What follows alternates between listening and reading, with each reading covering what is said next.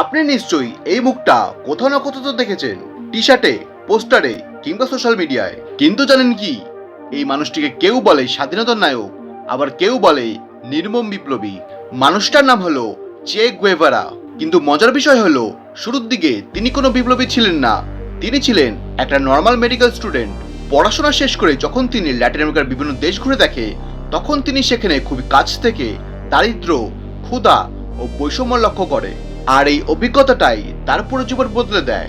এরপর তিনি কিউবার বিপ্লবী নেতা ফিডেল কাস্ত্রোর সাথে যোগদান করে ও কয়েক বছর যুদ্ধের পর তারা কিউবার সরকার পরিবর্তন করে দেয়। আর এখান থেকে শুরু হয় তাকে নিয়ে বিভিন্ন বিতর্ক।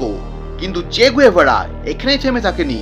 তিনি আশেপাশের বিভিন্ন দেশে তার বিপ্লবের রং ছড়িয়ে দেয়। কিন্তু শেষমেশ 1967 সালে বলিভিয়ার একটা জঙ্গল থেকে তাকে গ্রেপ্তার করা হয়, আর তার পরের দিনই তাকে গুলি করে হত্যা করে দেওয়া হয়। অদ্ভুত ব্যাপার হলো, মৃত্যুও তাকে থামাতে পারেনি।